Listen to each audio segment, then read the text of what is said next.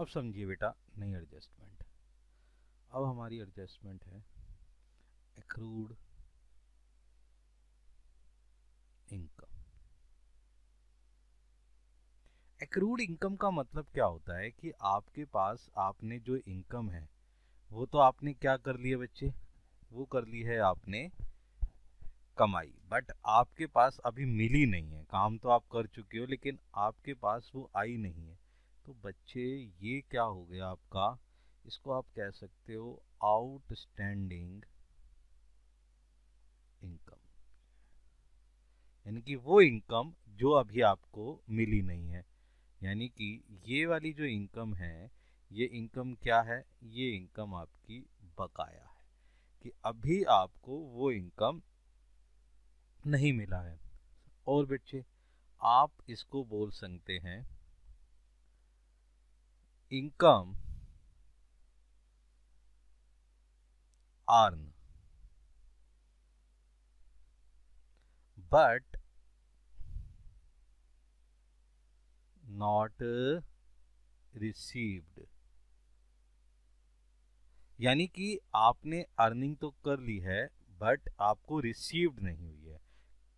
इस तरीके की इनकम्स क्या कहलाती हैं बेटे, एक्रूड इनकम कहलाती है। बात समझ रहे हैं? तो इस तरीके की इनकम्स को क्या है, कैसे लिखते हैं, आप एक चीज लिखिए, ध्यान से लिखिए। Accrued income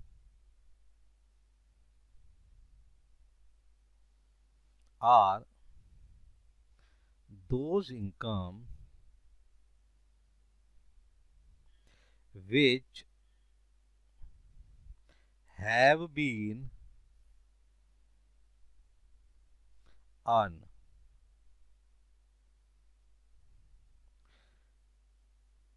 during the year। सही है, but have not been received। मतलब कि सर वो इनकम अर्न तो कर ली गई है उस ईयर में, बस उस ईयर में रिसीव्ड नहीं हुई है। तो उस तरीके की इनकम्स को आप क्या बोल सकते हैं बच्चे, आउटस्टैंडिंग इनकम बोल सकते हैं। सर कोई एग्जाम्पल बता देंगे? देखो मेरे बच्चे एग्जाम्पल समझते हैं। एग्जाम्पल क्या हो गया कि भाई आपके पास क्या है, कमीशन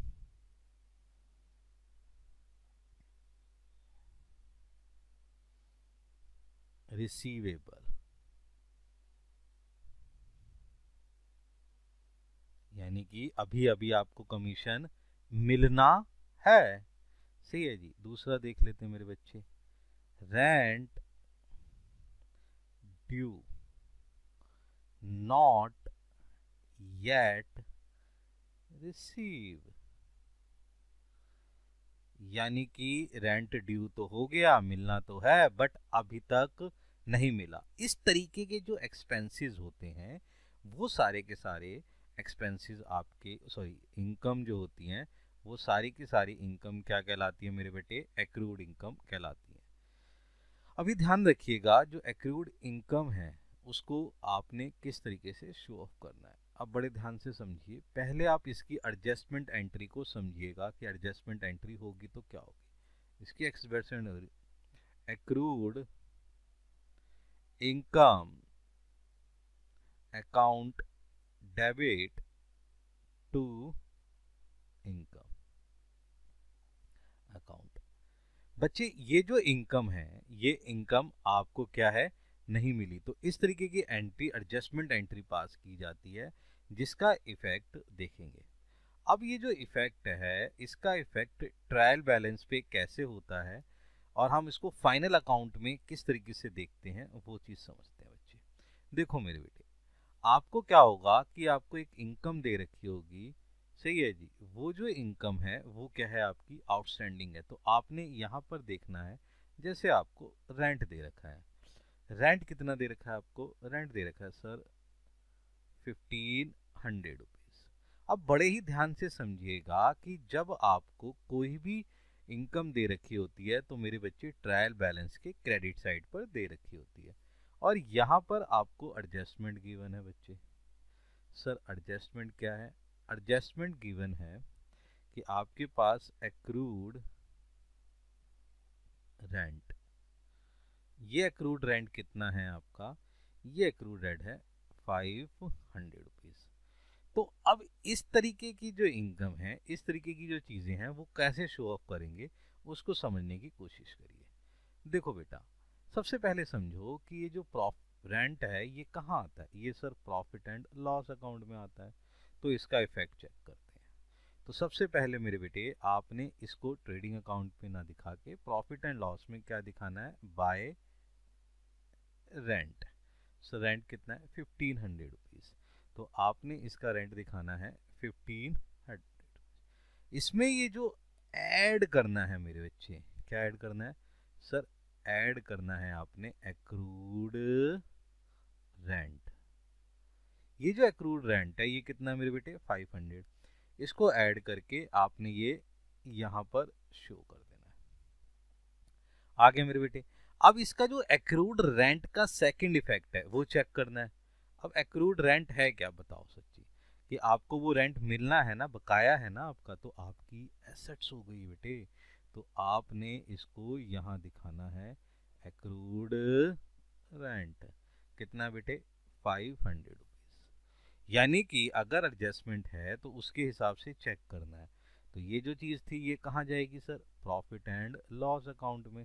और क्या हो जाएगी? प्लस हो जाएगी। The first effect. Second effect कि सर बैलेंस शीट में जाना है, और बैलेंस शीट में जाके एसेट साइड पे। बात समझ रहे हो? ये इसका सेकंड इफेक्ट आ जाएगा। बात समझ रहे हो? अगर ट्रायल बैलेंस के बाहर आपको एडजस्टमेंट दे रखी है।